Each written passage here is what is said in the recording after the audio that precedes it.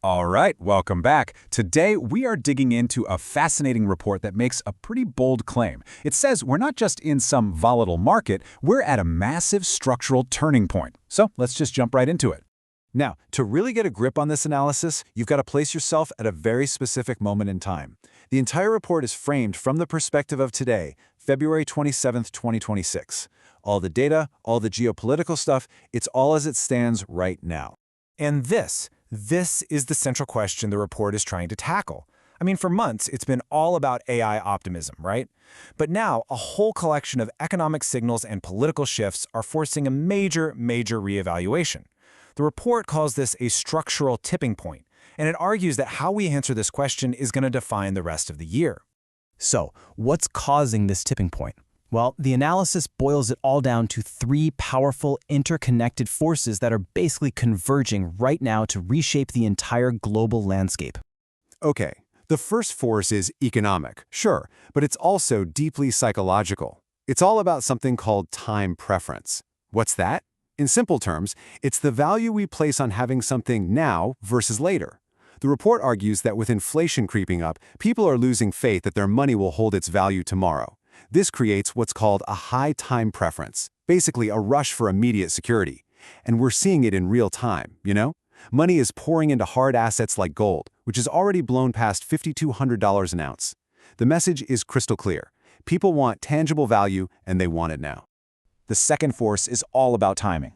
See, drawing on cycle theory, the report points to a convergence of two cycles, a long-term 50-year political instability cycle and a shorter 9-year economic cycle. Need proof? Just look at the headlines. Pakistan has declared an open war with Afghanistan, and tensions are absolutely escalating between the US and Iran over nuclear talks. According to this report, these aren't just isolated events. They're symptoms of historical cycles hitting a synchronized and potentially explosive peak. And the third force? It's the erosion of what economists like to call the rules of the game. The report points to several recent actions in the US that are seriously shaking institutional trust. You've got the executive order against Anthropic AI after it pushed back on military use. Then there's the push for a blanket 10% global tariff. These moves are creating more friction and a ton more uncertainty in global trade and capital flows. It's a fundamental shift in how reliable the system itself is. Okay, so with those three forces as our backdrop, let's zoom in on the main event, the narrative around artificial intelligence. Because this is where the market's perception is going through the most dramatic change of all. And this slide just perfectly captures the tension at the heart of the AI story. It's like the market has a split personality. On one hand, you have pure, uncut optimism. I mean, OpenAI's valuation is hitting astronomical levels. But on the other hand, you get a huge dose of harsh reality.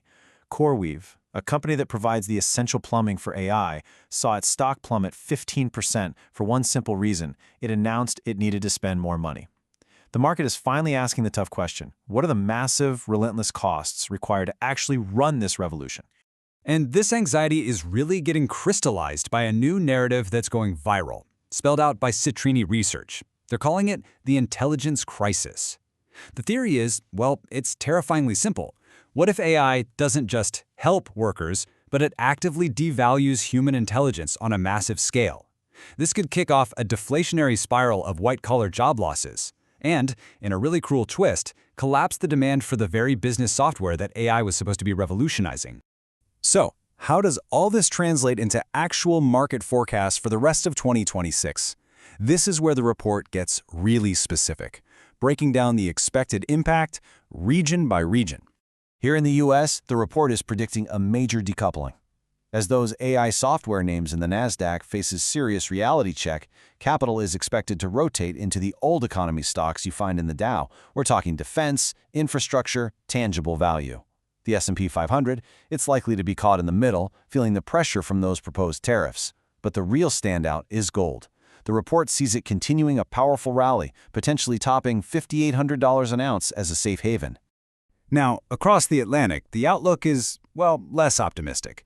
The report suggests Europe is caught in something called a Biedermeier trap. That's a term for stagnation and just resisting change. With clear deflationary signs in Germany, like falling import prices and a high exposure to global trade, European markets are looking like they'll be a primary victim of this new tariff environment. Okay, now this is a really fascinating dynamic. While China's domestic market is still pretty dependent on stimulus, Hong Kong could be a surprising outperformer. Why? A new SEC rule, the HFAI, is making it more of a hassle for foreign companies to be listed in the U.S. So the report predicts this is going to cause a wave of U.S.-listed Chinese giants to shift their listings over to Hong Kong. That creates a structural inflow of capital that could really prop up the Hang Seng Index. Turning to another key Asian market, let's talk about South Korea, which has pretty much been the poster child for the market's optimism. Year-to-date, the Kospi Index has been on an absolute tear, soaring an incredible 49%. But, and this is the crucial point, on this single day, today, February 27th, foreign investors sold a staggering 7.1 trillion won worth of stock. The report argues this isn't just a blip, it's the smart money heading for the exits at the absolute peak of the frenzy, signaling that a major reversal is on its way. And that capital flight has huge implications for currency markets. Those massive outflows from Korea are expected to push the won past 1480 to the dollar. Meanwhile, with the European Central Bank probably cutting rates before the Fed does, the euro is set to weaken. In this kind of unstable global environment, the report is forecasting a classic dollar smile scenario, where the US dollar reasserts itself as the ultimate safe haven asset. So what's the ultimate takeaway from all this data? The report concludes that we are in a moment that demands a fundamental, strategic rebalancing. The recommendation is a clear three-step process. First, dial back your exposure to the frothy AI software space, where margins are about to get squeezed hard. Second, focus on the real physical infrastructure, the power plants, the data centers that AI literally can't live without. And third, aggressively reallocate capital into hard assets like gold to protect against all those rising geopolitical risks and currency issues we've been talking about. So this analysis paints a really vivid picture of a world in transition, a world where the narratives that have been driving markets are starting to break down. It suggests a great rebalancing is already underway, a shift from the digital to the physical, from pure optimism to hard realism. And it leaves us all with one crucial question. Are our portfolios prepared for it?